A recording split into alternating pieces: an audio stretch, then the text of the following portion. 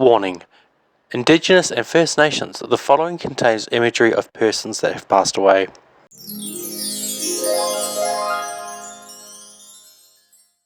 So for this set, I am using NTS Dreamcatcher's acrylic system in the shade Imperial. I'm using Nao Nails red acrylic powder. I'm using a red glitter mix that I made. I'm using NSI's Crystal Clear, Nao Nails top coat, some gel paints, and yeah, I hope you enjoy.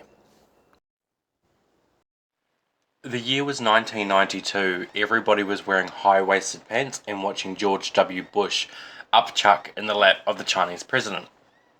That Christmas, little Johnny was hoping to get a new guitar, and little Susie was praying for a new Barbie. Just days till Christmas, twinkling lights and decorations adorned downtown Dayton, Ohio, where 4 teens were up to no good, planning what would later be called the worst crime spree Dayton had ever seen.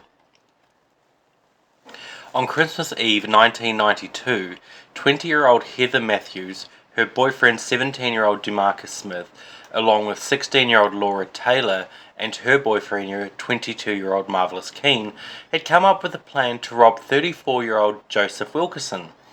It was Laura that had arranged with Wilkerson a threesome that she got Heather to join in with.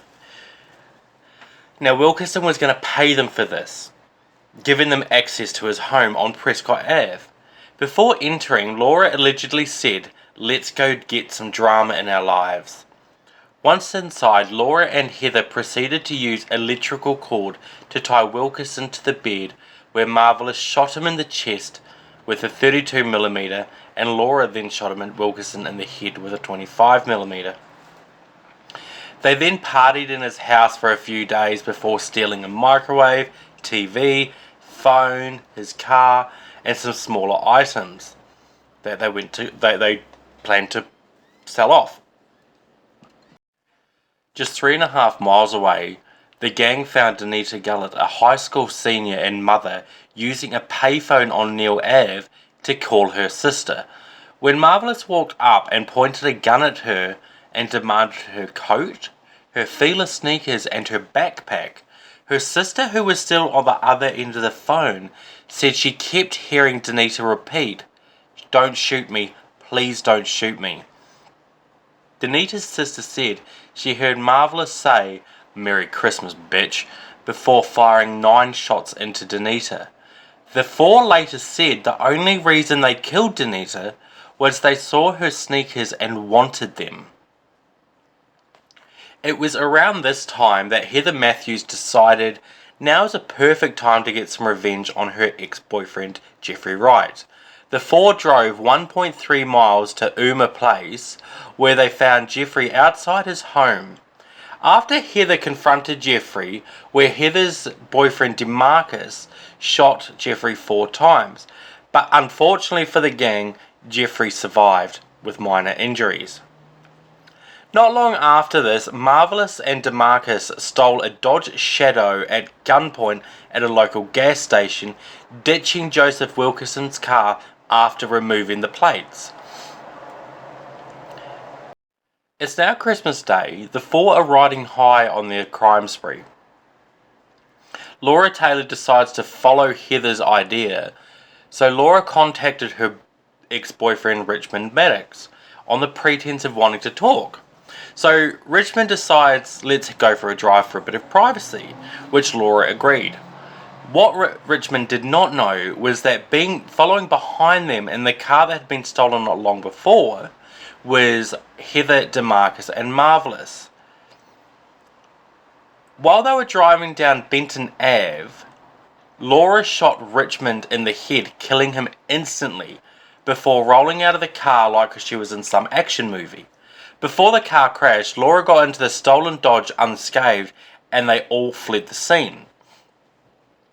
The 4 spent the rest of Christmas Day riding high and thinking they were invincible. On Boxing Day morning, on December the 26th, Laura, DeMarcus, and Marvelous entered the Short Stop Mini Mart on 1210 West Street. It seems that Laura Taylor is the leader in all this, deciding who is the victim after casing the shortstop for a couple of minutes, seeing only Sarah Abraham, whose family owned the shortstop, and one customer, James Jones Peters. Marvelous first shot Jones in the stomach before turning his gun on Sarah and demanding the contents of the cash register. But as it being so early, she only had $44 in it. After handing the cash over, DeMarcus shot her in the face, but she didn't die till 5 days later after being in a coma. However, Jones did survive the attack. After getting away from the shortstop, the four headed back to the property that had belonged to Taylor's ex-boyfriend, that they had killed the day before. Starting to get a little paranoid, they started to wonder who they needed to kill next to cover their own tracks. Laura decides that her close friend Wendy Cottrell knows too much, along with her boyfriend Marvin Washington. Laura calls the pair in the guise of wanting to hang out and go for a bit of a joyride.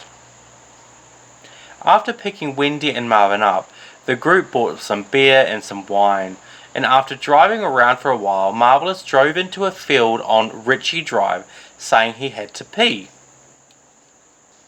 When the car stopped, Marvelous and DeMarcus got them out of the car and at gunpoint walked them behind a mound of dirt before Marvelous forced the muzzle of his gun into Wendy's mouth and fired one shot, while DeMarcus did the same to Marvin, killing them instantly. Marvelous then proceeded to shoot Wendy in the heart and abdomen before leaving them where they lay. The three returned to the property to pick up Heather and head out of town. Shortly after leaving the property, Sergeant John Huber, who was doing a routine patrol when he spotted the Dodge Shadow that had been reported stolen. He ran the plates and found that the plates belonged to a car belonging to Joseph Wilkerson, so he pulled them over. It was at this time he later found out that Laura was demanding that Marvelous and DeMarcus shoot Huber, but the pair both refused, telling her to chill. It was during that time that Sergeant Huber found several concealed weapons. He called for backup, and when backup arrived, all four were arrested. Now, all four were surprisingly cooperative and did as officers asked, without resisting in any way. They were all taken into custody. At this time, no one knew that the gang had been up to. Up till now, the bodies of Wendy Cottrell and Marvin Washington had not been found, nor had there been any link to any other crime, other than stealing the car and having weapons. While the group was in for questioning, the bullets from the guns were sent to forensics for a ballistics report. It was now that things started to link up and connections were made. When the bullet castings started matching those found at several other crime scenes, investigators started to realize that there is more to the story than meets the eye. While this was going on, a minister overheard that Laura was only 16 and asked to speak to her. During this conversation, Laura told the minister where Wendy and Marvin's bodies are.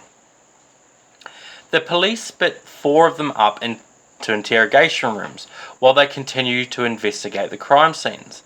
DeMarcus, Heather and Marvelous all said that Laura, who is the youngest, but according to the three, she was the one that planned the original murder and called the shots on everything except the murder of Heather's ex-boyfriend Jeffrey Wright.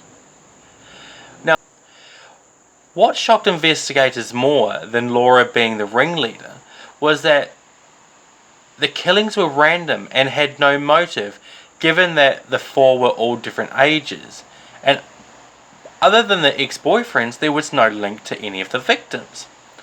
While being interrogated, Marvelous told the investigators that Laura told him who to kill and how. He also told investigators that although Laura called the shots, he was the kingpin and all in the gang and everyone knows it. In 1993, both Marvelous Keene and Heather Matthews stood trial. On October the 8th, 1993, Heather Matthew, now 21, pled guilty to aggravated murder charges and the death of two of the victims.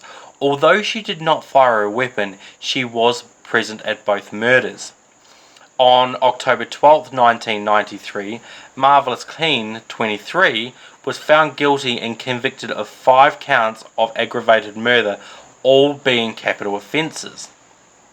In October 1994, Laura Taylor, now 17, was convicted of 2 counts of murder, robbery, attempted murder, burglary, carrying a concealed weapon. On February 5th, 1994, DeMarcus Smith pled guilty to 4 counts of aggravated murder. He never went to trial. Because Laura and DeMarcus were both minors, they could not be charged with capital offences. DeMarcus Smith, 19, took a plea deal that means he will serve 4 consecutive life sentences, which means he will not be eligible for parole for 124 years. He will spend the remainder of his mortal life at Mansfield Correctional Facility. Laura Taylor was sentenced to 2 consecutive life sentences for the aggravated murder of Joseph Wilkerson and Sarah Abraham, and a further 15 years to life for the murder of Richard Maddox. She will not be eligible for parole till she was well into her 70s. Heather Matthews was sentenced to 2 consecutive life sentences for her role in the killings of Joseph Wilkerson and Sarah Abraham. Heather escaped the death sentence by agreeing to testify against the others involved. Part of the agreement meant Heather could not actually get parole. Both Heather and Laura are serving their sentences in Ohio Reformatory for Women in Marysville. After a trial by judges, Marvelous Keane was sentenced to death by lethal injection. After many appeals over many years, Marvelous was executed on July 21st, 2009.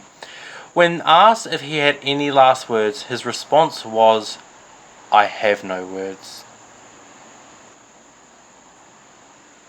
I hope you all enjoyed this, and if you want more, let me know, because I quite like them.